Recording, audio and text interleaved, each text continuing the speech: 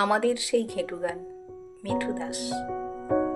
ঘেঁটু যায় গৃহস্থের বাড়ি।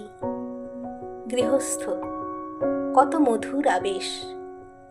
চাহিদা ছিল কত কম, শুধু চাল আর আলু। কেউ দিত 2-4টে পয়সা। ব্যাস, ভারী মজা।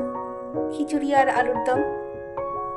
পাড়ার ছেলেমেয়েরা ছোট ছোট দলে সারা বেলা সাজাতো ঘেঁটু, কলা গাছের খোল আর সুবাসিত ঘেঁটু ফুলে। পাড়াপড়শির সাথে একটা সুন্দর বন্ধন সুনিবিড় করত ঘেঁটু গান। সেসব স্মৃতির পাতায় আজ আনন্দের স্পন্দন।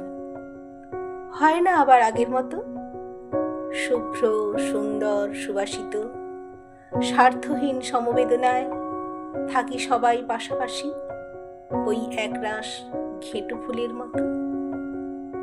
নমস্কার।